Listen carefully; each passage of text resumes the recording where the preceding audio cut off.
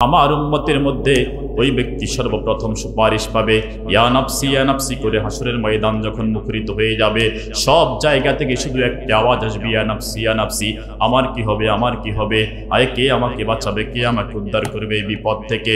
ওই মুসিবতের সময় আমার সবচেয়ে সবার আগে সুপারিশ পাবে ওই ব্যক্তি যে আমি রাসূলের উপরে বেশি বেশি দুরূদ শরীফ পড়েছে।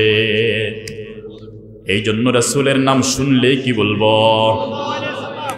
যদি আপনার কানে রাসূলের নাম যাওয়ার সাথে সাথে জবান দিয়ে বের হয়ে যায় সাল্লাল্লাহু আলাইহি ওয়াসাল্লাম, বুঝতে হবে আপনার কলিজায় রাসূলের মুহাব্বতের কিছু ছিটাফোঁটা আছে। এই জন্য কোরআনের কারণে জিব্রাইল দামি, কোরআনের কারণে মুহাম্মদ সাল্লাল্লাহু আলাইহি ওয়াসাল্লাম দামি, কোরআনের কারণে মক্কা দামি, কোরআনের কারণে হেরা গুহা দামি, কোরআনের কারণে মদিনা দামি। এবার আসেন কোরআনুল কারীম যেই মাসে নাজিল হয় শাহরুর রমাদান আল্লাযী উনজিলা ফীহিল কুরআন, অন্য মাসের কথা কোরআন শরীফে নাই, শুধু রমজান মাসের কথা কোরআন শরীফে আছে। আল্লাহ পাক রমজানে কোরআন নাজিল করেন, পুরা 11 মাস যা নাজিল হয় রমজানে পুরাটা একসাথ করে আবার নাজিল হয়। কোরআনুল কারীমের কারণে রমজান মাস দামি। বলেন কোরআনের কারণে রমজান মাসও দামি। এই রমজান মাসের মধ্যে আবার একটা দিন আছে শবে কদর, আসেনি? ইন্না আনজালনাহু ফি লাইলাতিল কদর। কোরআনুল কারীমের কারণে শবে কদর দামি। আল্লাহ পাক এত ফেরেশতা কই পাবেন, এত সৈন্য কই পাবেন? বিদায়া ওয়ান নিহায়া কিতাবের মধ্যে এসেছে আসমান থেকে যখন বৃষ্টি পড়ে বিকুল্লে কাতরাতিন মাহা মালাক। বিদায়া ওয়ান নিহায়া কিতাবের মধ্যে 24 খণ্ডের এক কিতাব, বিকুল্লে কাতরাতিন মাহা মালাক। আকাশ থেকে যখন বৃষ্টি ঝরে প্রতি ফোঁটা বৃষ্টির সাথে এক ফোঁটা বৃষ্টি ঝরে, প্রত্যেক ফোঁটার সাথে একজন করে ফেরেশতা নাজিল হয়। এবার চিন্তা করেন আল্লাহর ফেরেশতার সংখ্যা অল্প না বেশি? কত বেশি এটা কে জানেন?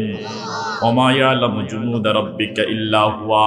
রব্বুল আলামিন বলেন আমার ফেরেশতার সংখ্যা কত, আমার সৈনিকের সংখ্যা কত, এটা আমি ছাড়া দুনিয়ার কেউ জানে না। এই জন্য আল্লাহর হাবিব বলেছেন লা ইয়াকুদু কওম ইয়াযকুরুনাল্লাহা ইল্লা হাফাতহুমুল মালায়েকা। আল্লাহ পাকের কোনো মানুষ, কিছু মানুষ যদি কোথাও কোরআনের আলোচনা শোনার জন্য একসাথে হয়ে যায়, আল্লাহ পাক সাথে সাথে আকাশ থেকে ফেরেশতা পাঠাইয়া দেন, ও ফেরেশতারা যাও যাও যাও, ওখানে আমার কোরআন সম্পর্কে আলোচনা হয়, আমার রাসূলের নাম উচ্চারিত হবে, হাদিস থেকে আলোচনা হবে। ওটার চতুর্দিকে সেনাবাহিনীর মতো ঘেরাও করে তাদেরকে নিরাপত্তা রহমতের চাদর দিয়ে তাদেরকে বেষ্টন করে নাও। ইল্লা হাফাতহুমুল মালায়েকা ওয়া গাশিয়াতহুমুর রাহমা, তাদের জন্য রহমতের ফয়সালা হতে থাকে। ওয়া নাযালাত আলাইহিমুস সাকিনা, আল্লাহর পক্ষ থেকে তাদের জন্য সাকিনা প্রশান্তি, শান্তির ফয়সালা হয়। ওয়া যাকারাহুমুল্লাহু ফী মান ইনদা, আল্লাহ পাক ফেরেশতাদেরকে ডেকে বলেন ও আমার ফেরেশতারা, যখন তোমাদের সাথে পরামর্শ করছি আমি মানুষ বানাইব, তোমরা আমাকে মানা করছো।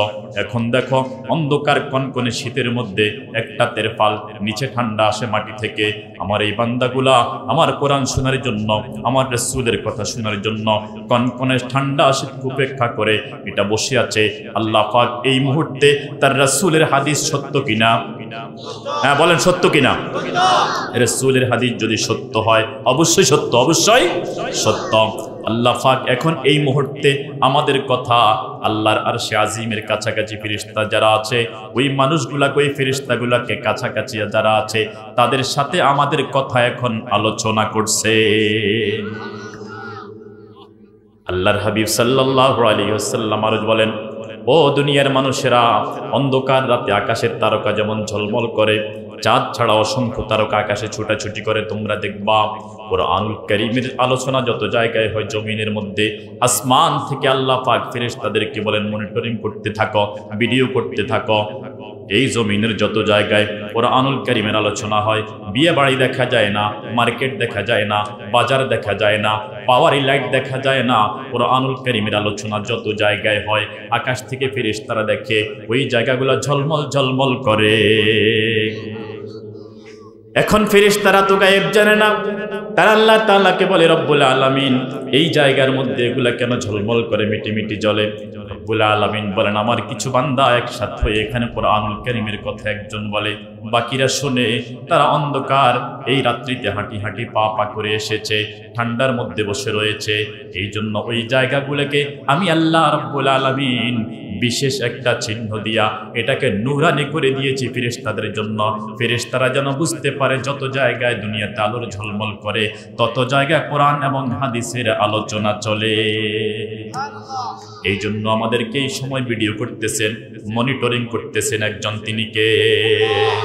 যতক্ষণ এখানে থাকবেন ততক্ষণ পর্যন্ত আপনাকে দেখতেছে কে? অন্য সময় দেখে, এখন বিশ্বে একটা নজর দেয়। এটা আল্লাহ পাকের রহমতের নজর, ভালোবাসার নজর, দয়ার নজর, ক্ষমার নজর। এখান থেকে এমন কথা আসতে পারে যেই কথা সকলের জন্য হেদায়েতের ফয়সালা হতে পারে কিনা। এই জন্য আমার ভাইয়েরা, একটু আগে হুজুর এখানে বলছেন যে না আসলে আপনারা হুজুরে বদদুয়া দিব। গোসল কইছেন না, বদদুয়া দিতাম না, তবে আসলে একটা লাভ হইব, আসলে একটা লাভ হইব। শুনবেন না কি লাভ? 6 দিকে তাকাইলে আমল নামায় নাকি লেখা হয়। কয় দিকে? ভাই আমার সাথে কথা না কইলে আমি ওয়াজ করতে পারি না। কথা কইতে হইব। ওয়াজে আইছেন শিখার জন্য, শিখার জন্য না।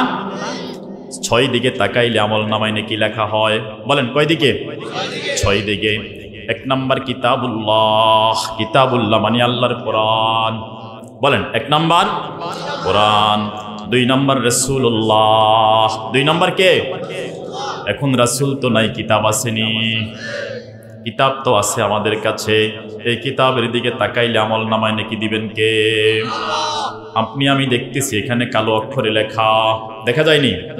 কালো অক্ষরে লেখা একটা শব্দ স্বয়ং রব্বুল আলামিনের ভিতর থেকে বের হওয়া কথা। এটা কার ভিতর থেকে কথা? আল্লাহর কথা। প্রতিটা শব্দ কার কথা?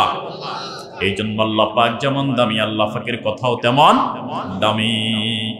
আল্লাহ পাকের কথা যারা বলে তারাও দামি, আল্লাহ পাকের কথা যারা শুনে তারাও দামি, আল্লাহ পাকের এই কথা কোরআন যারা শিখে তারাও দামি, আল্লাহ পাকের এই কথা কোরআন যারা শিখায় তারাও দামি, আল্লাহ পাকের এই কথা যেই জায়গায় আলোচনা হয় সেই জায়গা দামি। মসজিদে পড়া হইলে মসজিদ দামি, মাদ্রাসায় পড়া হইলে মাদ্রাসা দামি, মক্তবে পড়া হইলে মক্তবে দামি। এটার সাথে যতজন থাকবে, যে শিখাবে, যে ঘর তৈরি করবে, যে টাকা দিবে, পয়সা দিয়ে, বুদ্ধি দিবে, পরামর্শ দিবে, এক কোরআনের কারণে সকলকে দামি বানিয়ে দিবেন কে? এখন আপনি বলবেন হুজুর কেমনে দামি হয়? কেমনে দামি হয়? কোরআন নাজিল হয়েছে মক্কায়। কোথায়? কোথায়? প্রথম নাজিল হয়েছে হেরা গুহায়। কোথায়? হেরা গুহায়, পাহাড়ের চূড়ায়। আমি যখন ওই গুহাতে উঠতে গেলাম, নিঃশ্বাস বন্ধ হয়ে আসে। উপরে উঠতে উঠতে আমি চিন্তা করলাম আমার রাসূল কত কষ্ট করে 6 মাস পর্যন্ত টানা একবার উঠেছেন, একবার নেমেছেন, আবার উঠেন, আবার নামেন, আবার উঠেন, আবার নামেন। এইভাবে জিন্দেগির 6 মাস কাটাইয়া দিলেন কত কষ্ট করে। 6 মাস পরে আল্লাহ পাক রব্বুল আলামিন হেরা গুহার মধ্যে কোরআন কারীম নাজিল করলেন। যতজন হজ করতে যায়, উমরা করতে যায়, যারা জানে হেরা গুহা এখানে কোরআন নাজিল হয়েছে, সবার আগ্রহ থাকে এই গুহার মধ্যে একবার ওই পাহাড়ে চড়ে, জাবালে নূর, ওই পাহাড়ে চড়ে একবার গুহাটাকে দেখি। বুড়াদের শক্তি কুলায় না, জওয়ানরা চেষ্টা করে ওখানে যাওয়ার। এই জন্য বলেন তো, কোরআনুল কারীম যদি ওই গুহার মধ্যে নাজিল না হইতো তাহলে ওই গুহার মধ্যে কেউ যাইতো? এই জন্য যেখানে কোরআন নাজিল হয়েছে ওই গুহাটা এত দামি হয়েছে। যত হাজি হজ করতে যায়, যত উমরাকারী উমরা করতে যায়, যারা জানে সকলের দিলের তামান্না থাকে 6 মাস পর্যন্ত এই গুহাটা 3-4 হাত লম্বা, 2 হাতের মতো পাশ, এত ছোট্ট গুহায় 6 মাস আমার রাসূল কেমনে রাত্রি যাপন করেছেন একটু দেখার বাসনা সবার থাকে। সকলে যাওয়ার চেষ্টা করে, শুধুমাত্র কোরআনের কারণে ওই গুহাটাকে দামি বানিয়ে দিয়েছেন কে? এবার আসেন, কোরআনুল কারীম নাজিল হয়েছে মক্কায়। কোথায়? কোরআনুল কারীম নাজিল হয়েছে মক্কায়। এই জন্য এই পৃথিবীর মধ্যে যত শহর আছে সমস্ত শহরের মধ্যে দামি শহরের নাম মক্কা। দামি শহরের নাম কি? এই পৃথিবীর বুকে আর কোনো শহর নাই, আর কোনো জায়গা নাই যেই জায়গার মধ্যে বাইতুল্লাহ আছে। বাইতুল্লাহ তো এক জায়গা আছে, সেটা হলো মক্কা। এখানে এক সিজদা করলে আল্লাহ পাক আমল নামায় 1 লক্ষ সিজদার সওয়াব লিখে দেন। 1 রাকাত পড়লে 1 লক্ষ রাকাত, 1 ওয়াক্ত পড়লে 1 লক্ষ ওয়াক্ত। এই জন্য মক্কায় কোরআন নাজিল হয়, মক্কা দামি। রাসূল মক্কা ছেড়ে 467 কিলোমিটার। মক্কা বাইতুল্লাহর সামনে থেকে আমি যখন বাসে উঠলাম, এবার বড় মোবাইলটা হাতে নিয়ে আমি গুগলের মধ্যে ট্র্যাকিং করলাম মক্কা থেকে মদিনার দূরত্ব কত। গুগল আমাকে বলল 467 কিলোমিটার। কত কিলোমিটার? 467 কিলোমিটার। আমি তখন ভাবলাম, তখন সাইকেল ছিল না, রিক্সা ছিল না, বাস ছিল না, কিছু ছিল না। আমার পেয়ারা নবী ছোট্ট ছোট্ট বাচ্চা নিয়ে বহু নারীরা চলে গিয়েছে, গর্ভে সন্তান নিয়ে নারীরা গেছে। রাস্তা ছিল না, কিছু ছিল না, পাহাড় ছিল, অসমতল রাস্তা ছিল, পাহাড়ের চূড়ায় কখনো চলে, দিনের বেলায় আত্মগোপনে, রাতের বেলায় চলে। এভাবে কত কষ্ট করে রাসূল মক্কা থেকে মদিনায় গেছেন। রাসূল মক্কা থেকে মদিনায় যখন যান, কুরআনুল কারীম রাসূলের সাথে মক্কায় জিবরাইল ওখানে চলে যায়। এই জন্য কোরআনের কারণে মদিনাও দামি, কোরআনের কারণে মদিনা দামি। কোরআন নাজিল, কোরআন যিনি নিয়ে এসেছেন তিনি জিবরাইল। কোরআন নিয়ে আসছে কে? বলেন জিবরাইল। কোরআন নিয়ে আসছে কে? জিবরাইল। জিবরাইল সমস্ত ফেরেশতাদের মধ্যে দামি। কোরআন নাজিল হয়েছে মুহাম্মদুর রাসূলুল্লাহ সাল্লাল্লাহু আলাইহি ওয়াসাল্লামের উপর, তিনি সমস্ত নবীদের চাইতে দামি, ঠিক কি না? তাহলে কোরআন নিয়ে যিনি আসছেন তিনি সবার চাইতে দামি। কোরআন যেই নবীর উপর নাজিল হয় মুহাম্মদ সাল্লাল্লাহু আলাইহি ওয়াসাল্লাম, তিনি সবার চাইতে দামি, তিনি সবার চাইতে দামি। আরে নবীর নাম শুনলে কি পড়তে হয়? বলেন না, কি পড়তে হয়? পড়লে কি হবে? পড়লে কি হবে? আলান নবী সাল্লাল্লাহু আলাইহি ওয়াসাল্লাম আসআদুন নাস বিশাফাতি ইয়াউমুল কিয়ামা মান আকসারা আলাইয়া সালাহ।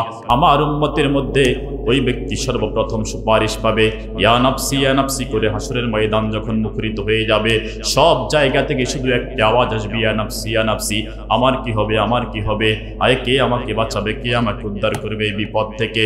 ওই মুসিবতের সময় আমার সবচেয়ে সবার আগে সুপারিশ পাবে ওই ব্যক্তি যে আমি রাসূলের উপরে বেশি বেশি দুরূদ শরীফ পড়েছে। এই জন্য রাসূলের নাম শুনলেই কি বলবো? যদি আপনার কানে রাসূলের নাম যাওয়ার সাথে সাথে জবান দিয়ে বের হয়ে যায় সাল্লাল্লাহু আলাইহি ওয়াসাল্লাম, বুঝতে হবে আপনার কলিজায় রাসূলের মুহাব্বতের কিছু ছিটাফোঁটা আছে। এই জন্য কোরআনের কারণে জিবরাইল দামি, কোরআনের কারণে মুহাম্মদ সাল্লাল্লাহু আলাইহি ওয়াসাল্লাম দামি, কোরআনের কারণে মক্কা দামি, কোরআনের কারণে হেরা গুহা দামি, কোরআনের কারণে মদিনা দামি। এবার আসেন কোরআনুল কারীম যেই মাসে নাজিল হয়, শাহরু রমাদান আল্লাযী উনজিলা ফীহিল কোরআন। অন্য মাসের কথা কোরআন শরীফে নাই, শুধু রমজান মাসের কথা কোরআন শরীফে আছে। আল্লাহ পাক রমজানে কোরআন নাজিল করেন, পুরা 11 মাস যা নাজিল হয় রমজানে পুরাটা একসাথ করে আবার নাজিল হয়। কোরআনুল কারীমের কারণে রমজান মাস দামি। বলেন কোরআনের কারণে রমজান মাসও দামি। এই রমজান মাসের মধ্যে আবার একটা দিন আছে শবে কদর, আসেনি? ইন্না আনসালনাহু ফি লাইলাতিল কদর। কোরআনুল কারীমের কারণে শবে কদর দামি। এবার বলেন,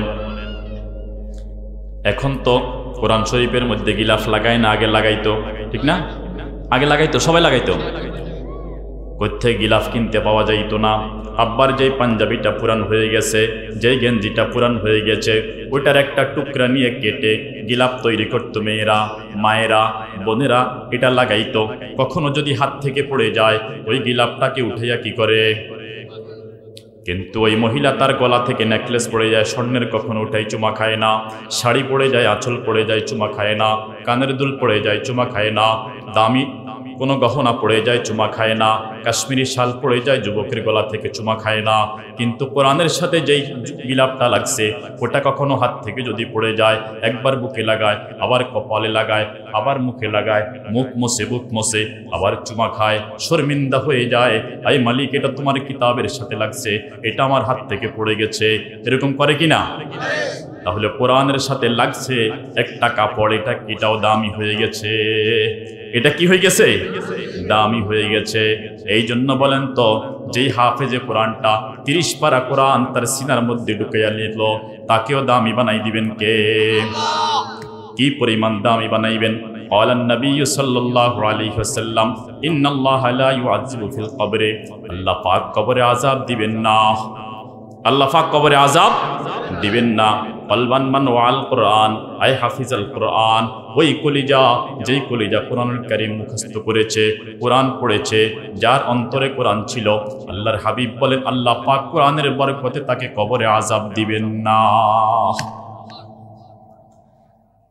তাহলে যার কবরে আযাব হবে না, কি কারণে? বলেন না, কি কারণে? কোরআনের কারণে।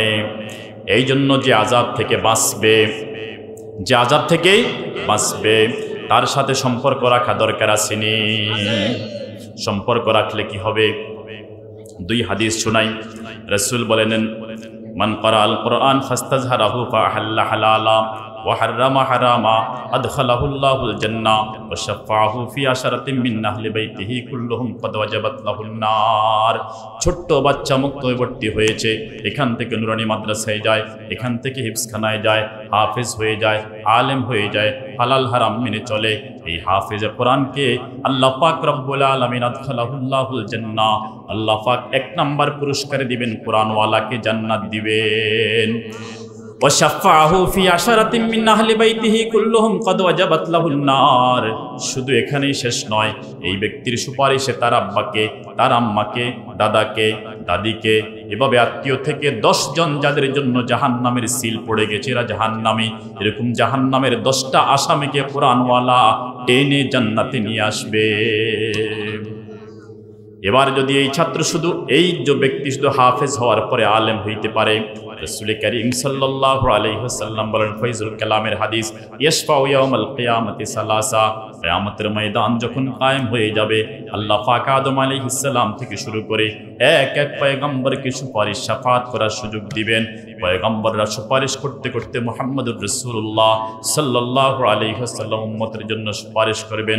নবীর সুপারিশের পালা শেষ হয়ে যাবে, এবার আল্লাহ পাক রব্বুল আলামিন কোরআনওয়ালাকে ডাক দিবেন, যিনি আলেম হয়েছেন, হাফেজ হয়েছেন, শুধু হাফেজ হন নাই এরপরে আলেম হয়েছেন, অথবা হাফেজ হন নাই শুধুমাত্র আলেম হয়েছেন, আলেম হয়ে কোরআন অনুযায়ী আমল করেছেন, আল্লাহ পাক তাকে ডাক দিবেন ইয়াশফাউ ইয়াউমাল কিয়ামতি সালাসা, কিয়ামতের ময়দানে নবীদের সুপারিশ শেষ হয়ে যাওয়ার পরে আসসালাসা, এর মধ্যে 1 নম্বর আল আম্বিয়া, নবীরা সুপারিশ করবে, রাসূলরা সুপারিশ করবে, উম্মতকে জান্নাতে নিবে। এরপরে সুম্মাল উলামা, আল্লাহ পাক আলেমদেরকে ডাক দিবেন, ও জগতের আলেমেরা, নবীদের রেখে যাওয়া আমানত কোরআনকে, সুন্নাহকে, হাদিসকে মানুষ জানতো না, কেমনে নামাজ পড়ে, কেমনে রোজা রাখে, কি করলে রোজা থাকবে, কি করলে রোজা ভাঙবে, কি করলে ওযু থাকবে, কি করলে ওযু ভাঙবে, হজ কেমনে করবে, যাকাত কেমনে দিবে, এটা মানুষ জানতো না। কোরআনুল কারীম শুদ্ধ করে কেমনে শিখবে, এটা মানুষ জানতো না। যদি উলামায়ে কেরাম না থাকতো, ও দুনিয়ার উলামায়ে কেরাম রাসূলের রেখে যাওয়া এই দ্বীনকে, ইসলামকে, আমানতকে মানুষের কাছে পৌঁছিয়ে দিয়েছ, প্রচার করে পড়িয়েছ, শিখাইছ, বয়ান করেছ, জুমা পড়াইছ, মাহফিল করেছ, এইভাবে আল্লাহ পাকের দ্বীনকে তোমরা টিকিয়ে রেখেছ। আজকে তোমাদের পালা, এখন রাসূল আর নবীদের সুপারিশ শেষ হয়ে গেছে, এবার উলামায়ে কেরামকে বলবেন তোমার যত খুশি তত সুপারিশ করে জান্নাতে নিয়ে যাও। এটা আমার কথা না, এটা রাসূলের কথা। এবার হুজুর ছবলকে আস্তে আস্তে মুসল্লি যারা আছে, ইমাম সাহেব যদি আল্লাহ পাকের রহমতে জান্নাতে যাইতে পারে, আলেম যদি আল্লাহ পাকের রহমতে জান্নাতে যাইতে পারে, যাকে যাকে চিনে সকলকে আল্লাহ পাকের কাছে সুপারিশ করে জান্নাতে দিয়া দিবে। এরপরও এরকম বহু মানুষ আছে যাদেরকে হুজুর চেনে না, হুজুরকে কিন্তু ঠিকমতো চিনে, আসেনি? আছে না? এখানে বয়ান করে গেছেন গত বছর ডক্টর আবুল কালাম আজাদ বাশার, অনেকেই ওনাকে চিনেন না, কিন্তু উনি আপনাদেরকে চিনে না। ইমাম সাহেব সব মুসল্লিরে চিনে না, কিন্তু মুসল্লিরা ঠিক ইমাম সাহেবকে চিনে। কিয়ামতের ময়দান ইমাম সাহেব যাদেরকে চিনেন, আলেম যাদেরকে চিনেন, সুপারিশ করে জান্নাতে নিয়ে যাবেন। এবার যাদেরকে চিনেন না, তারা এসে বলবে হুজুর আমি আপনার মসজিদে জুমা পড়তাম, হুজুর আমি আপনার মসজিদে 1 টন রড দিয়েছি, হুজুর আমি 5 ব্যাগ সিমেন্ট দিয়েছি। আরেকজন এসে বলবে হুজুর আমি গরিব মানুষ 50 টাকা দিয়েছি। আরেকজন এসে বলবে হুজুর আমি আপনার একদিন সালাম দিছি, আপনারে চিনি। সুবহানাল্লাহ। হুজুর আমার কিছু ছিল না, আমি কিছু করতে পারি নাই, তবে আমি আপনাকে আসা যাওয়ার পরে দেখা হইলে সালাম দিতাম, সেই সূত্রে আমি আপনাকে চিনি। আল্লাহ পাকের কাছে এবার পাঠাই দিবেন, আল্লাহ এরা নাকি আমারে চেনে, আমি তো এদেরকে চিনি না। এবার আমল নামা ঘাটা হবে, আমল নামা ঘেটে ফেরেশতারা যাচাই করবে, হা এই ব্যক্তি অমুক সাদের অমুক দিন অমুক জায়গায় সালাম দিয়েছিল, এই ব্যক্তি মাদ্রাসায় 50 টাকা দিয়েছিল, এই ব্যক্তি মসজিদে হুজুরের পিছনে নামাজ পড়েছিল, এই ব্যক্তি হুজুরকে দেখলে সালাম দিত, খোঁজ খবর নিত, আলেমকে, মসজিদকে, মাদ্রাসাকে আবাদ করত। আল্লাহ পাকের পক্ষ থেকে যখন সত্যায়ন হয়ে যাবে, এবার একটা স্লিপ ধরাই দিবে, টোকেন ধরাই দিবে, আবার হুজুরের কাছে পাঠাবে। হুজুর সুপারিশ করলে আল্লাহ পাক এরপরে যারা হুজুরকে চিনে ওই সমস্ত মুসল্লিদেরকে আল্লাহ পাক জান্নাত দিয়ে দিবে। ইশফাউ ইয়াওমাল কিয়ামাতি সালাসা আল আম্বিয়া সুম্মাল উলামা সুম্মা শুহাদা।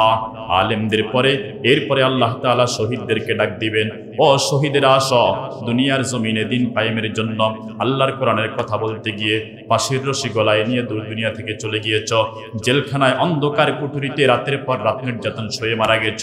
এখন তোমরা যেহেতু আমার কোরআনের জন্য দ্বীনের জন্য কষ্ট করেছ, এই জন্য নবীদের পরে রাসূলদের পরে উলামায়ে কেরামের পথে আল্লাহর জন্য যারা জীবন দিয়েছে ওই মানুষগুলা যাদেরকে চিনে, যারা তাদেরকে চিনে ঈমানওয়ালা, তাদেরকে সুপারিশ করে আল্লাহর জান্নাতে নিয়ে যাবে। এই জন্য কোরআনওয়ালা কোরআনের সাথে কোরআনওয়ালার সাথে শত্রুতা নাকি বন্ধুত্ব? যেই জায়গা থেকে আমরা গেছিলাম 6 দিকে তাকাইলে নাকি হয়। 40 মিনিট শেষ, আমি এখন আলোচনা শুরু করিনি। 6 দিকে তাকাইলে কি হয়? আমলনামায় নেকি হয়। 1 নাম্বার কিতাবুল্লাহ, এটা আমাদের ঘরে আসেনি, আপনি পড়তে পারেন না, মাঝে মাঝে খুলবেন, একটু তাকাইবেন, পারবেন না? টাচ মোবাইল তো কিছু বাংলাও পারেন না, ইংরেজিও পারেন না, কিন্তু টাচ মোবাইল একখান আছে, আছে না? এটা পারেন, আল্লাহর কোরআনটা একটু খুলে দেখেন না। টাচ মোবাইল রাখি বাড়ির বাইরে গেছে, রাস্তা দুটি দিয়ে রিক্সা দুটি দিয়ে রিক্সাওয়ালার তুই খাড়া খাড়া খাড়া, আমি মোবাইল থুই আইছি, কলজা রয়ে গেছে বাড়িতে। এরকম করে কিনা? মনে হয় তার পায়খানাও পড়ে যায়, এভাবে দৌড় দেয়। এক মোবাইলের মায়া, রাগ করছেন নি? আল্লাহ, তাহলে আমাদের মোবাইল একটা আছে, আমরা বাংলাও পারি না, ইংরেজিও পারি না, আরবিও পারি না, মোবাইল একটা আসেনি। এবার মোবাইল যদি থাকে, হুজুর আমি তো এখন বলে হুজুর কোরআন পড়তে পারি না, এই জন্য কোরআন শরীফ নাই, তো বাংলাও পারেন না, ইংরেজিও পারেন না, আরবিও পারেন না, মোবাইল একটা যদি থাকতে পারে, আল্লাহর কোরআন থাকলে সমস্যা আসেনিও। এই জন্য মাঝে মাঝে ঘরের মধ্যে কয় কোরআন শরীফ কেউ পড়ে না, এই জন্য মসজিদে দিয়ে আসেনি। ওরে এই কথা কয় না ব্যাগে চোখের আলো নষ্ট হয়ে গেছে, ব্যাগ আন্দা হয়ে গেছে কোরআন, এখন আর কারো চোখের আলো নাই, টেলিভিশন কেউ চাইতে পারে না, এটা খালে হালাই দিছি। টেলিভিশন খালে হালাইনি না, ওরে টেলিভিশনটা যত্ন করে রাখে, কোরআন শরীফ কেউ পড়তে পারে না, এই জন্য কোরআন শরীফ মসজিদে আইয়ে। আহা, আল্লাহ পাকের কালাম কোরআনের দিকে তাকাইলে আমল নামায় নেকি দিবেন কে? 1 নাম্বার 6 দিকে তাকাইলে নেকি হয়। 1 নাম্বার কিতাবুল্লাহ, আল্লাহর কোরআন। 2 নাম্বার রাসূলুল্লাহ। 2 নাম্বার কি? 3 নাম্বার বাইতুল্লাহ। 3 নাম্বার, এখন আপনি তো মক্কায় যাইতে পারেন নাই, কেমনে তাকাইবেন? এই জন্য সেটা তো দূরে, সেটা কি দূরে। রাসূলুল্লাহ, রাসূল তো নাই, কেমনে তাকাইবেন? রাসূল আসেনি, নাই। এখন কি করিবেন? রাসূলের কোরআন যারা পড়ে, রাসূলের এই কোরআন যারা পড়ায়, রাসূলের উপরে নাজিল হওয়া কোরআন যারা পড়ে, যারা পড়ায়, রাসূলের হাদিসের কথা যারা বলে, রাসূল যেই কথাগুলো বলেছেন ওই হাদিসগুলা কালো অক্ষরে লেখা, ওই কথাগুলা কিতাবের মধ্যে কালো অক্ষরে লেখা। রাসূল তো নাই, রাসূলের কথাগুলা যারা পড়ে, যারা পড়ায়, যারা মানুষকে বলে, তারা হলো উলামায়ে কেরাম। তাদের চেহারার দিকে তাকাইলে আমল নামায় নাকি দিবেন কে? ওই যে বলছিলাম, হুজুরে কইছিল যে না আসলে বদদোয়া দিবে, আসলে বদদোয়া দিত না হুজুরে, তবে আসলে আপনার লাভ হইব। উলামায়ে কেরামের চেহারার দিকে তাকালে নেকি দিবেন কে? যারা খাড়া রয়েছে বাইরে, তারা কি নেকি পাইবনি? ধান বিক্রি করতে নিছে, ধান সারিয়া বস্তার বাইরে পড়ে গেছে, এগুলা কি বিক্রি হইব? কিন্তু যেগুলা বস্তার ভিতরে আছে এগুলা বিক্রি হইব নেই। এই জন্য আগাশিয়াতুমুর রাহমা, আল্লাহর ফেরেশতারা চতুর্দিক থেকে দাঁড়াই আছে, যারা বাহিরে আছে তারাই বেষ্টনীর ভিতরে যাইতে পারে নাই। আল্লাহ পাক আজকে আপনার সময়টাকে কিয়ামতের ময়দানে যেই পরিমাণ নেকি দিয়া দিবেন, যারা বাহিরে আছে তাদের সময়ের মূল্য এই পরিমাণ হবে না। এই জন্য ওই পরিমাণ দামি হইতে হইলে ভিতরে আসতে হইব। কি করতে হইব? চা খাইলে কামাইতো না, কারণ চা তো কালকেও খাওয়া যাবে, গতকাল খাওয়া গেছে, আগামীকাল এখানে মাহফিল হইব নি। আজকে যারা আসছে যদি কালকে বলেন হুজুর আজকে 3 রকম তরকারি দিয়ে ভাত খাওয়াইছি, আগামী কাল 9 রকম তরকারি দিয়ে ভাত খাওয়ামো, কালকে এখানে আসি একটু ওয়াজ করিয়েন হুজুর, আইবনি। আল্লাহ সবাইকে আসার তৌফিক দিন, আমিন। তাহলে বলেন 6 দিকে তাকাইলে নাকি হয়? 1 নাম্বার বাইতুল্লাহ, 2 নাম্বার কিতাবুল্লাহ, আল্লাহর কোরআন, 3 নাম্বার রাসূলুল্লাহ, 4 নাম্বার উলামায়ে কেরাম। 4 নাম্বার কি? উলামায়ে কেরাম। 5 নাম্বার যারা সব সময় জিকির করে। কিছু মানুষ আছে চলতে ফিরতে হাঁটতে উঠতে বসতে সব সময় জিকির করে, এরকম লোক আসেনি? তবে তাদের সংখ্যা কম। ও কালিলুম মিন ইবাদিয়াশ শুকুর, যে আমার শুকর করে দমে দমে প্রতিটা সময়ে, এরকম বান্দার সংখ্যা খুবই কম। এরকম যারা জবানে জিকির জারি রাখে তাদের দিকে তাকাইলে আমল নামায় নাকি দিবেন কে? কয়টা গেল? 5টা। কয়টা? 1 নাম্বার কিতাবুল্লাহ কোরআন, 2 নাম্বার বাইতুল্লাহ কাবা, 3 নাম্বার রাসূলুল্লাহ, 4 নাম্বার উলামায়ে কেরাম, 5 নাম্বার জাকিরিন যারা সব সময় জিকির করে, 6 নাম্বার যেই দিকে তাকাইলে নাকি হয় সেটা হলো আব্বা আম্মার চেহারার দিকে। কোন দিকে বলেন? আরো জোরে বলেন, কোন দিকে? আব্বা আম্মার চেহারার দিকে। যাদের আব্বা আম্মা আছে চেহারার দিকে তাকাইবেন নি? ওরে কথা কয় না কি? রাগ করি চোখ গরম করে তাকাইবেন? হ্যাঁ, কেমনে তাকাইবেন? মুহাব্বতের দৃষ্টিতে। বলেন কেমনে? এখন আব্বা আম্মা যাদের নাই, আচ্ছা যাদের নাই তাদেরটা পরে বলতেছি, যাদের আছে তারা কি করিবেন? মা মিন ওয়ালাদিন বারিন ইয়ানজুরু ইলা আবওয়াইহি বিনাজরির রাহমা।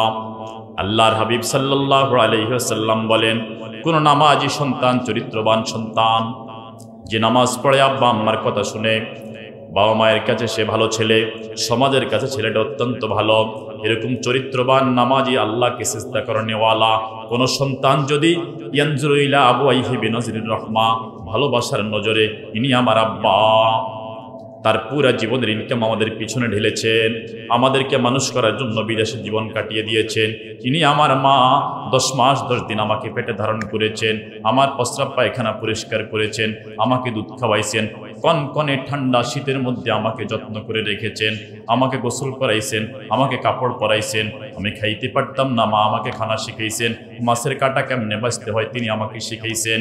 এরপরও এই এত কষ্টের পরেও তিনি আমাকে কখনো অবহেলা করেন নাই। আমার জন্য সবচেয়ে বেশি আমার আম্মা কষ্ট করেছেন। এগুলা চিন্তা করে ভালোবাসার নজরে কোনো সন্তান যদি মায়ের দিকে তাকায়, আব্বার দিকে তাকাবে, আব্বা তার হাতগুলা কত কালো হয়ে গেছে, শক্ত হয়ে গেছে, ফেটে গেছে, এত পরিশ্রম করেন, হাড়াভাঙা পরিশ্রম করেন আমাদের জন্য। আমার আব্বা যদি এত কষ্ট না করতেন আজকে আমি এই পরিমাণ শিক্ষিত হতাম না, সরকারি চাকরি পাইতাম না, আব্বা কষ্ট করে বিদেশ পাঠাইছেন। এইভাবে এগুলা চিন্তা করে ভালোবাসার দৃষ্টিতে আব্বার দিকে আম্মার দিকে যদি কোনো সন্তান তাকায়, ইল্লা কুতিবাত লাহু বিকুল্লি নাজরাতিন হাজ্জাতিন মাবরুরা, যতবার নজর দিবে ততবার একটা কবুল হজের সওয়াব আল্লাহ পাক আমল নামাই দিবেন। এবার এক সাহাবী বলে, ইয়া রাসূলুল্লাহ ওয়া ইন নাযারা মিয়াতা মাররা, আমি যদি আমার আব্বার দিকে আম্মার দিকে 100 বার ভালোবাসার দৃষ্টিতে তাকাই, মায়ার দৃষ্টিতে তাকাই, মোহাব্বতের দৃষ্টিতে তাকাই, আল্লাহ পাক কি 100টা কবুল হজের সওয়াব দিবেন? আল্লাহর হাবিব বলেন, ওয়া ইন নাযারতা মিয়াতা মাররা ওয়া ইন তানজুরু মিয়াতা মাররা, যদি 100 বার তাকাও 100টা কবুল হজের সওয়াব দিবেন আল্লাহ। এইজন্য আব্বা যাদের আছে, আম্মা যাদের আছে, তাদের দিকে মায়ার দৃষ্টি তাকাইবেন। অনেক সময় রাগ থাকে, কিছু মানুষ আছে কয় হক কথা বলার ক্ষেত্রে আর আব্বারেও ছাড়ি না, কয়নি, এতে বেয়াদব। বেয়াদব বাবা যদি কখনো সন্তানকে হত্যা করে, ইসলাম বলে তিনি পিতা, তার সম্মানার্থে অন্য কেউ মারলে তাকে ফাঁসি দেওয়া যাবে, আব্বারে ফাঁসি দেন দিত না, আব্বাকে ফাঁসি দেওয়া যাবে না ইসলাম থাকলে। বাবার একটা সম্মান আছে, আর তিনি বলেন হক কথার ক্ষেত্রে আমি আর বাপেরও ছাড়ি না। পণ্ডিত দেখায়, এরকম পণ্ডিত আসেনি? হ্যাঁ, বিষ নিয়ে বাইসালি করা চলে না। বাইসালি করি বিষ খাইলে কি হাতে বাঁচবো কেন? বিষে কইব আচ্ছা তুই তো বাইসালি করি খাইছ, থাক তোর ক্ষতি করতাম না, বিষে কইব নি? এটা সবকিছু নিয়ে বাইসালি চলেনি। এই জন্য আব্বার দিকে তাকাইবেন, আম্মার দিকে তাকাইবেন। মনে কষ্ট, আব্বা আম্মা মুখরে করছে শিক্ষিত, আমারে পড়াই নাই। আসলে কে পড়ালেখা করবে, কে করবে না, কে সম্পদের মালিক হবে, কে মালিক হবে না, এটা তাকদীরে ভাগ্যে থাকতে হয়। এটা লিখে দেন কে? কে আলেম হবে, কে আলেম হবে না, এটাও তকদিরে থাকতে হয়। আমরা 3 বোন 3 ভাই, আমি সবার ছোট, আমার এই শুধু মাদ্রাসায় পড়াইছে। আমি চট্টগ্রাম বিশ্ববিদ্যালয়ে ভর্তি হয়েছি, ক্লাস শুরু করে দিছি।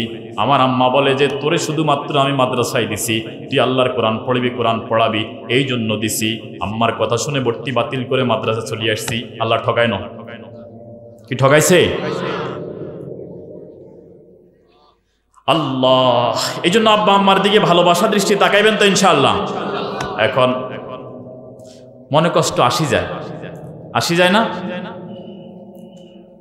আসলো, তিনি আমার আব্বা, তিনি আমার আম্মা, তিনি কখনো আমার খারাপ চান না। হয়তো আমি মানতে পারতেছি না, কিন্তু তাদের এই শাসনের ভিতর, আচ্ছা পরীক্ষা 2 দিন পরে মা শুধু তারে জ্বালায় ফড়াল্লাই, এটা কি মায়ের জ্বালা নাকি দয়া? জ্বালা নাকি ভালোবাসা? ভালোবাসা। এটা কোনটা জ্বালা কোনটা ভালোবাসা এটা সন্তান অনুসার বুঝে না। এবার কিছু মুরব্বীরা কইবেন, হুজুর আমার আব্বা চলে গেছে, আম্মা চলে গেছে, মনে কষ্ট দিছি। আসেনি এরকম? হ্যাঁ। এখন কি করা? আব্বা আম্মার কবরের কাছে যাইবেন, মাঝে মাঝে তাদের কবরের কাছে যাই দাঁড়াই থাকবেন, সূরাতুল ফাতিহা সূরা ইখলাস পড়বেন, আব্বা আম্মার জন্য 5 ওয়াক্ত নামাজে দোয়া করবেন। পারিবেন না? আর আমরা তো সহজটা পারি না, গরু খাওয়াইতে পারি। নারী পুরুষ সব একসাথ করি গরু খাওয়ান, এটা কি সহজ না কঠিন? সহজ কেন? রব্বির হামহুমা কামা রব্বায়ানি সগীরা, এটা শিখাই দিয়েছেন কে? আল্লাহ। এবার রব্বির হামহুমা কামা রব্বায়ানি সগীরা, সন্তান ফজরের নামাজ পড়া, কত কিছুর জন্য দোয়া করা, বউয়ের জন্য দোয়া করা, বিদেশের জন্য দোয়া করা, চাকরির জন্য দোয়া করা, সন্তান অসুস্থ দোয়া করা, যার কারণে দুনিয়ার আলো দেখলা, ওই আব্বা আম্মাকে একটু দোয়ায় শামিল রাখো। বলো রব্বির হামহুমা কামা রব্বায়ানি সগীরা। এবার বলেন, এই দোয়া পড়া সহজ নাকি গরু খাওয়ানো সহজ? কারটা সহজ? মানুষেরটা না আল্লাহরটা? এই জন্য আব্বা আম্মা যাদের চলে গেছে দোয়া করতে থাকবেন, আল্লাহ পাক আপনার পক্ষ থেকে আব্বা আম্মার কলিজায় যত আঘাতের দাগ গেছে আপনি বেশি বেশি দোয়া করবেন, আল্লাহ পাক আঘাতের দাগ মুছে দিবে। তাহলে এবার বলেন, কয় দিকে তাকাইলে নাকি হয়? 6। আরে এটা কইতে কইতে তো আমার সময় মনে শেষ হয়ে যাবে, আল্লাহই জানে। 6 দিকে, এটা মুখস্থ করে যান না ভাই, কাজে লাগবো। 6 দিকে তাকাইলে নাকি হয়? বলেন কয় দিকে? 1 নম্বর কিতাবুল্লাহ, আল্লাহর কোরআন। 2 নম্বর বাইতুল্লাহ, কাবা ঘর। 3 নম্বর রাসূলুল্লাহ, এখন রাসূল তো নাই। কাবা আল্লাহ পাক সবাইকে দেখার তৌফিক দিন, আমিন। এই জন্য যারা কাবা শরীফ দেখবেন, দেখার সাথে সাথে যারা যান নাই এখনো, এক দোয়া করবেন, আল্লাহ, কারণ প্রথম দোয়াটাকে বলে যাব। প্রথম দোয়াটা কি হয়ে যাব? আপনি প্রথম সাইরেল আর কামাইতো না, কি দোয়া করবেন? আল্লাহ তোমার কাবা দেখাইছো, এটা বারবার দেখার তৌফিক দিও। তাহলে কি হইব? বারবার গেলে বেশি বেশি চাইতে পারবেন। আর যদি একবার দেখার সাথে সাথে প্রথমবার যেটা চাইলাম ওটা তো কবুল হয়ে যাব। আর যদি বলেন যে আল্লাহ বেশি বেশি কাবা দেখাইও, এই দোয়া তো কবুল, তাহলে যতবার যাইবেন ততবার নতুন কিছু চাইতে পারবেন নি। আল্লাহ পাক সকলকে কাবা দেখার তৌফিক দিন। আল্লাহ পাক রাসূলের রওজা জিয়ারতের সৌভাগ্য দিন, আমিন। যারা বাইরে আছেন চলে আসেন, হুজুর অনেক দূর থেকে আসছে। আমাদের প্রধান মেহমান হযরত মাওলানা মুহাদ্দিস আমিরুল ইসলাম বেলালী হাফিজাউল্লাহ। কোন জায়গা থেকে আসছেন হুজুর? ঢাকা থেকে আসছেন। আচ্ছা বলেন তো, হুজুর ঢাকা থেকে আসছে না? মা বোনদেরকে উদ্দেশ্য করে বলতেছি, ঘরে যারা আছে তাদেরকে পাঠাই দেন যে হুজুর ঢাকা থেকে আসতেছে, তুমি যেন উমের মোরগের মতন ঘরের ভিতরে কিল্লে বইরেছ, এ কদ্দুর গত্তন বাইরে আস্তে আস্তে হাঁটি এখানে আসতে কিল্লে পারো না। এরকম মা বোন যারা আছেন তারা পুরুষদেরকে, ভাইকে, ছেলেকে আপনারা এই কোরআনের মাহফিলে পাঠিয়ে দেন। আগামীকাল মাহফিল হইব নেই? হইত না। আল্লাহ আমাদের সবাইকে কবুল করুন, আমিন। আসেন ভাইয়েরা, তাহলে বলছিলাম যে কথা, কোরআন থেকে গেছিলাম। আমরা শুরু করছি কি দিয়ে? কোরআন দিয়ে। বলেন এটা কিসের মাহফিল? কোরআনের মাহফিল। এই জন্য কোরআন কি এটা জানতে হইব নি। এখন বলছিলাম কোরআনের সাথে যে লাগে সে দামি হয়, কোরআনের সাথে যে লাগে সে দামি হয়। আচ্ছা বলেন তো, যার কাছে হীরা আছে অথবা 1 কেজি স্বর্ণ আছে, কি আছে? 1 কেজি স্বর্ণ আছে, সে কি কোটিপতি না? হ্যাঁ, কথা বলেন, কোটিপতি কিনা? কোটিপতি। আর যার কাছে কোরআন আছে তারে দুনিয়ার কেউ কোটিপতি কয়নি। হাফেজ সাহেবের কেউ কোটিপতি কয়? কোটিপতি আমার পাশে বই রয়েছে মনে হয়, কেন? ঠিক না? আল্লাহ কোটি কোটি টাকার মালিক বানাই দিন, আমিন। আরে জোরে কন আমিন। তাহলে হাফেজ সাহেবের কেউ কোটিপতি কয়নি? কিল্লাই হাফেজ সাহেব আপনার 10,000 টাকা মাসে হান বেতন। ইমাম সাহেবের কোটিপতি কয়নি? না, কয়নি। আপনাদের পাশের মসজিদের খতিব সাহেব, ওনারে কোটিপতি কয়নি? কিল্লাই হুজুরের কাছে টাকা নেই, হুজুরের কাছে টাকা নাই, আমরা 50, 100, 200 টাকা করে বেতন দিই, এটা থেকে হুজুরের সম্মানী হাদিয়া যা দেয় আল্লাহ শুকর, এটাই। এই কারণে হুজুরের পয়সাওয়ালা কয় না, হুজুরের পয়সাওয়ালা কয় না। আচ্ছা, কত পয়সা হইলে পয়সাওয়ালা কয়? 5 লাখ, 5 লাখ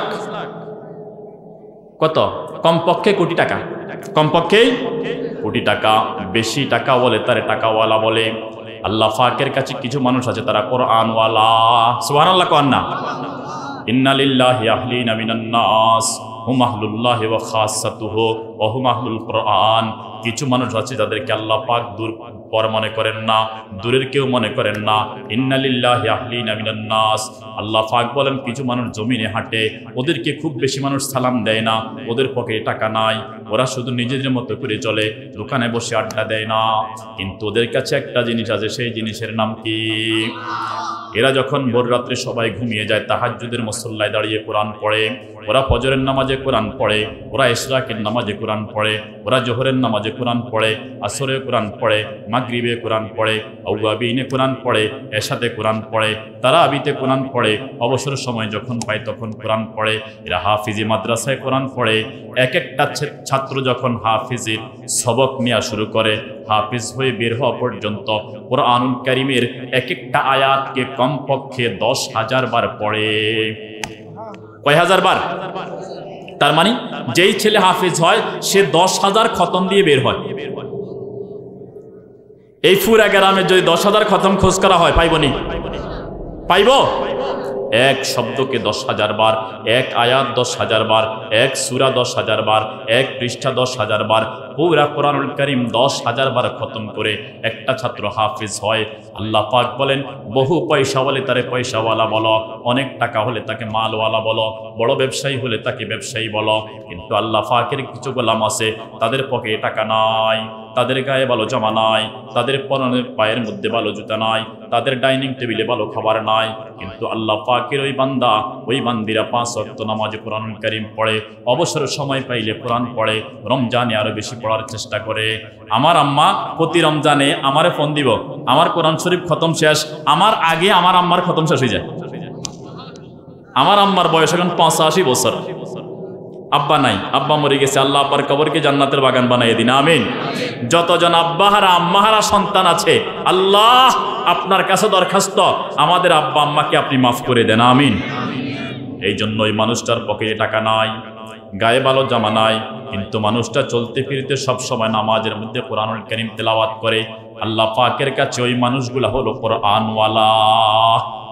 আল্লাহ পাকের কাছে ওরা কিয়া? জোরে বলেন কিয়া? কোরআনওয়ালা।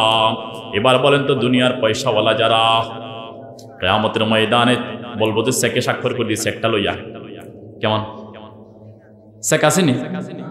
হ্যাঁ, কিয়ামতের ময়দানে চেক আসেনি, কলম আসেনি, সোনালী ব্যাংক, ইন্স্যুরেন্স, ডিপিএস কিছু আছে? কিছু নাই। পয়সাওয়ালার পয়সা নাই, কারণ পুরা জমিনটা সমান। 10 তলা বিল্ডিং, সংসদ ভবন নাই, গণভবন নাই, বঙ্গভবন নাই, সোনালী ব্যাংকের কেন্দ্রীয় শাখা নাই, ইসলামী ব্যাংকের কেন্দ্রীয় শাখা নাই, বিশ্ব ব্যাংকের শাখা নাই, IMF এর শাখা নাই, ওয়ার্ল্ড ব্যাংকের শাখা নাই, সব সমান হয়ে গেছে, কিন্তু যার কলিজায় কোরআন ছিল তার কোরআনটা রয়ে গেছে। এক কোরআনওয়ালা। বলেন তো পূর্ণিমার চাঁদের রাতে কেউ কি তারকার দিকে তাকায় নাকি চাঁদের দিকে তাকায়? কার দিকে তাকায়? চাঁদের দিকে তাকায়। ঠিক কোরআনুল কারীমওয়ালা আল্লাহ পাক এক কোরআনওয়ালাকে দাঁড় করাই দিবেন কিয়ামতের ময়দানে। এক কোরআনওয়ালার সামনে দুনিয়ার কোটি কোটি পয়সাওয়ালা নাই। ওরে সুবহানাল্লাহ কয় না?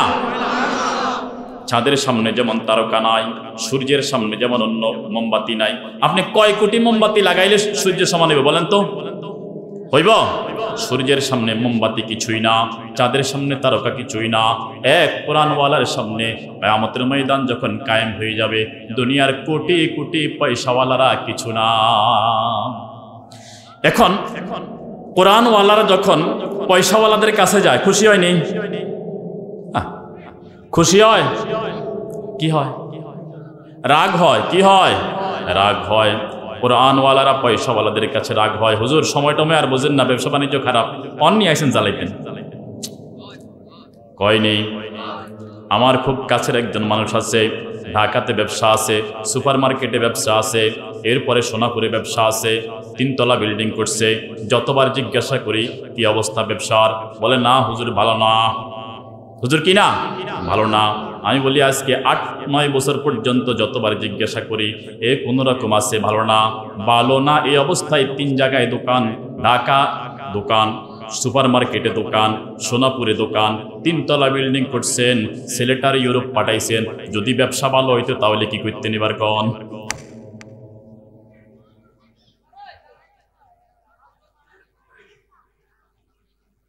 এই জন্য কেন ভালো না কয়?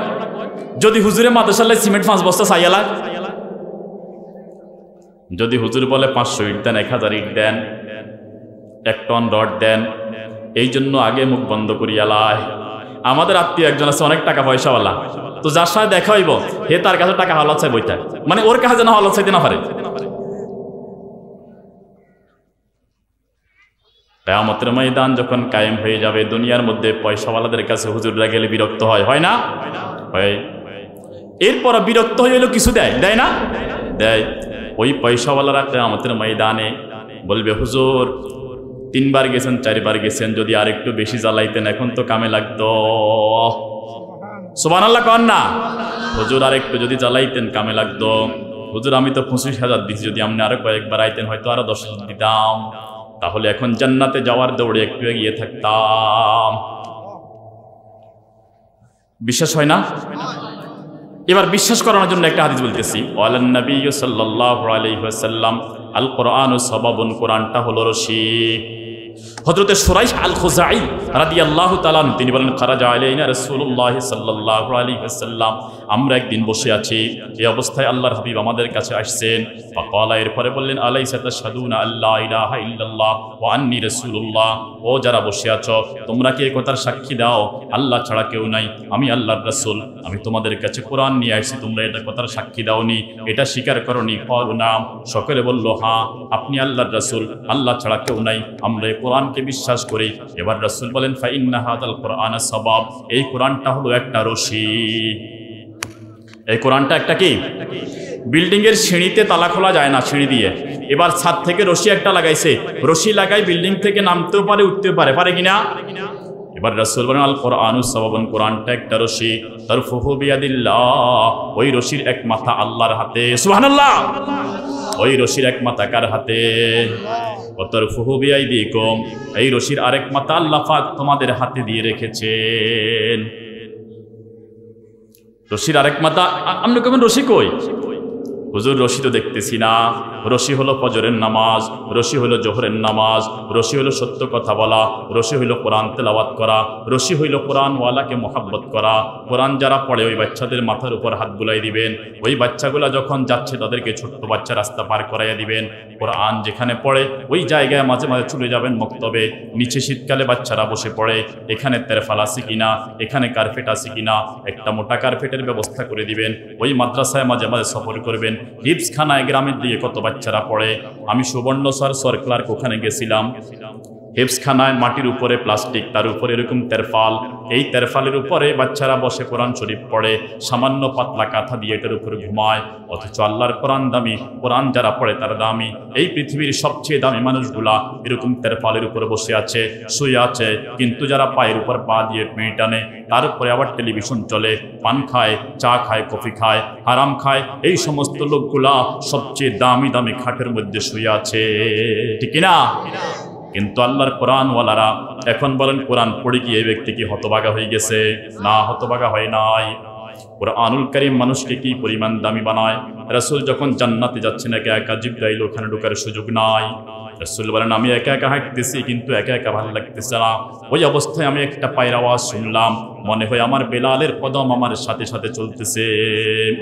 মেরাজ থেকে রাসূল আসলেন, এসে বলতেছেন বেলাল এমন কি আমল করো যে আমলের কারণে জান্নাত যখন একা একা আমার ভাল লাগতেছে না, ওই সময় তোমার পায়ের কদমের আওয়াজটা আমি শুনতে পাইলাম।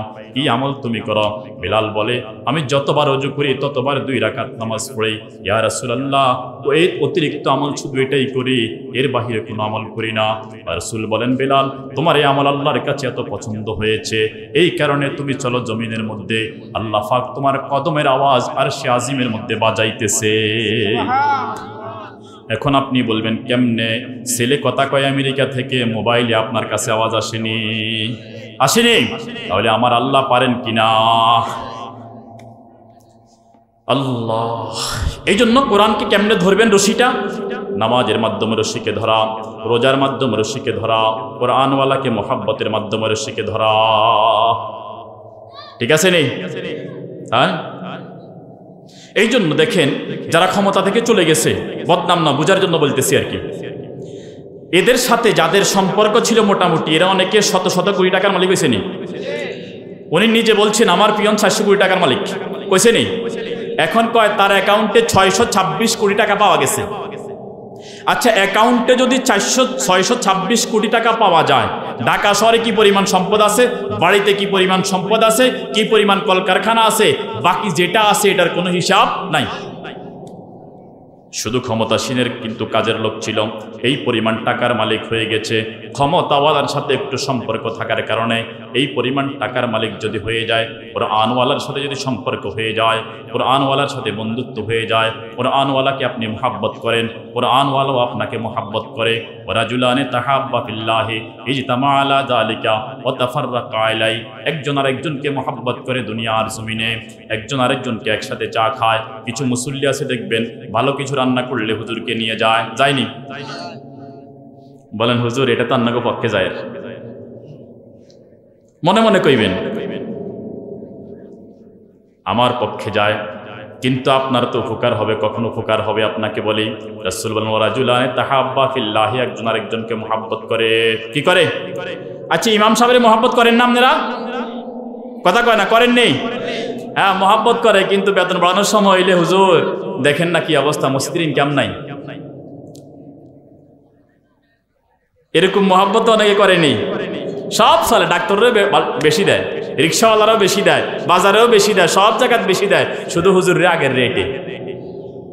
আল্লাহ আমাদেরকে কোরআনওয়ালাকে কদর করার তৌফিক দাও, আমিন। কেউ উঠেনি কোনো? আর কি কইছি, কারো উঠার দরকার হলে হাত উঠবে না, কাঙ্গুল মনে আসেনি? এবার আসেন, রাসূল বলেন 7 ব্যক্তি কিয়ামতের ময়দানে আল্লাহ পাকের যখন আদালত কায়েম হয়ে যাবে, তখন বসার কোনো জায়গা থাকবে না, জমিনটা হয়ে যাবে তামার। ওই সময় আল্লাহ পাক রব্বুল আলামিন কিছু মানুষকে তার আরশে আজিমের এরকম সামিয়ানা থাকবে, এরকম সামিয়ানা নেই, আরশে আজিমের সামিয়ানা কি এরকম নেই? এত কম দামি? কি পরিমাণ দামি?